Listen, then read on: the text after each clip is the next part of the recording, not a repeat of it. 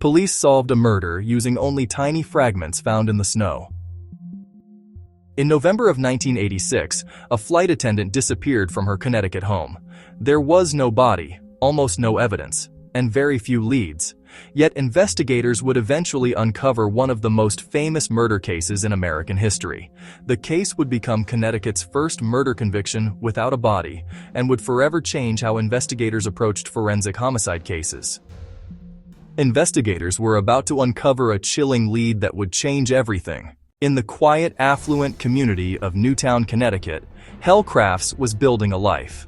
A 39-year-old flight attendant originally from Denmark, she brought a touch of European grace to her American home.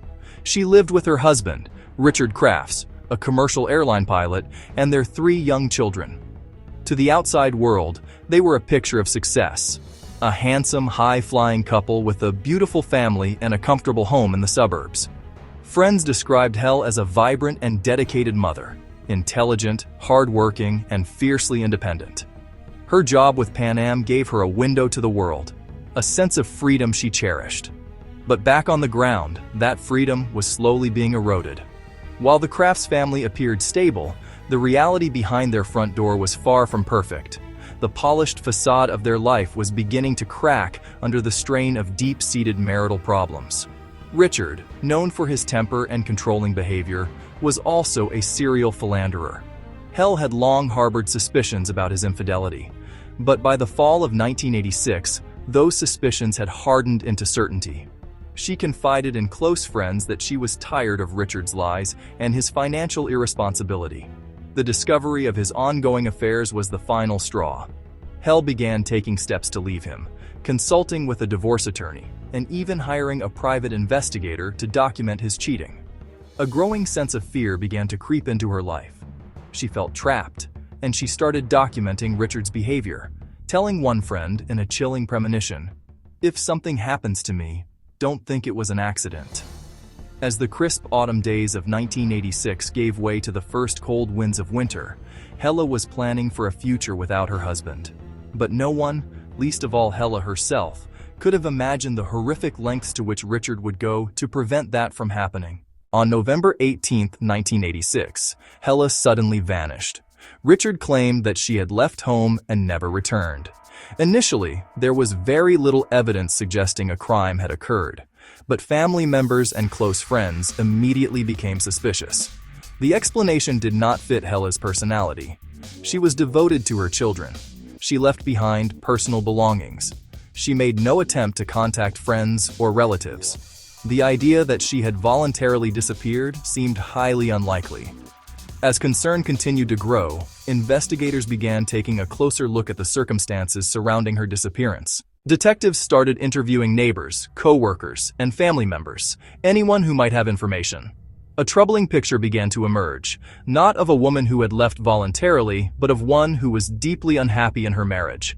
Friends recounted conversations where Helle expressed concerns about Richard's behavior and her own future, even discussing the possibility of ending the relationship. This starkly contradicted the idea that she would simply vanish without a word. As the investigation progressed, inconsistencies began appearing in Richard's account of the days surrounding Helle's disappearance. His timeline of events didn't quite add up, and his explanations felt rehearsed to the seasoned detectives. They meticulously reviewed months of records, piecing together a pattern from seemingly benign activities. Investigators learned that he had rented unusual equipment shortly before Helle vanished, including a large freezer and a commercial-grade wood chipper. While each rental could be explained away on its own, together they formed a disturbing sequence. His behavior before and after the disappearance also raised concerns among those who knew him. Yet, for all the mounting suspicion, investigators faced a formidable obstacle. Suspicion alone was not enough to secure a warrant, let alone build a case.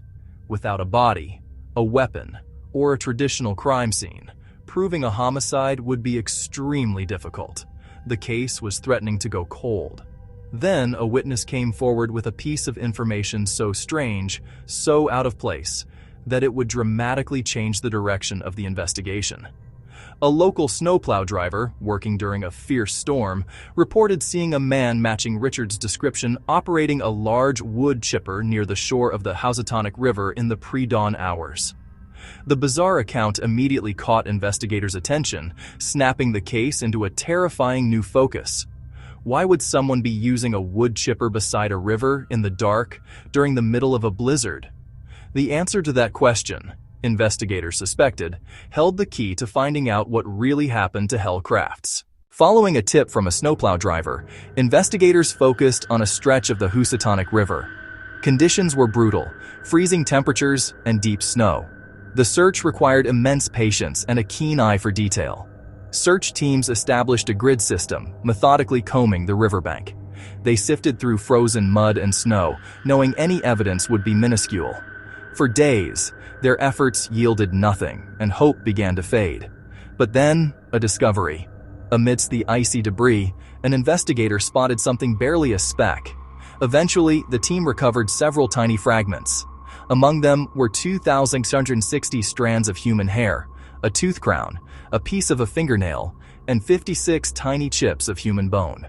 The discoveries were incredibly small, the largest bone fragment no bigger than a thumbnail. To an untrained eye, they were virtually indistinguishable from the surrounding debris.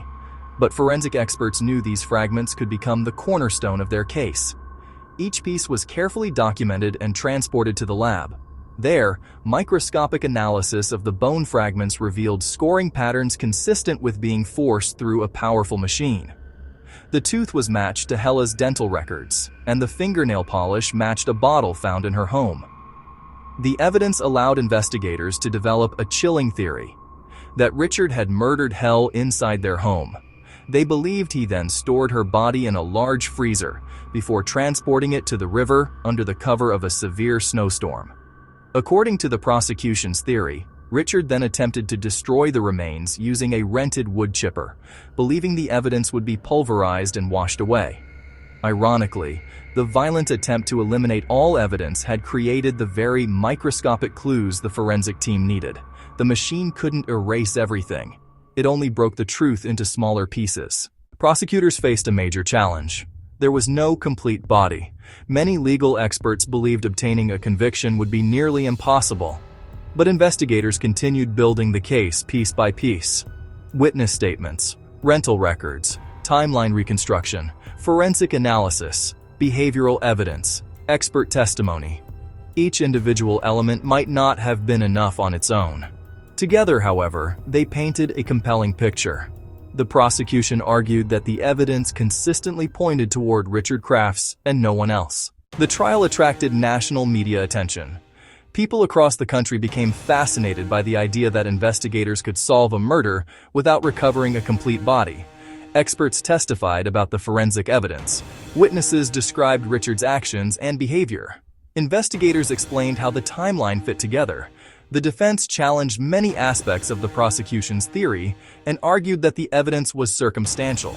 Ultimately, the jury was tasked with deciding whether the evidence proved guilt beyond a reasonable doubt. After hearing weeks of testimony and reviewing the evidence, the jury reached its decision. Richard Crafts was found guilty of murdering his wife. He was sentenced to 50 years in prison. The case demonstrated the power of forensic science and showed that even the smallest clues can expose the truth. Today, the Helle Crafts case remains one of the most famous forensic investigations in American history. It is still studied by investigators, lawyers, forensic experts, and true crime enthusiasts. The case proved that a tooth, a strand of hair, a fragment of bone, and careful detective work could reveal what a killer believed had been erased forever. More than 3 decades later, it continues to be featured. The Helle Crafts case reshaped forensics. No detail is too small. Could this be solved without the snowplow driver?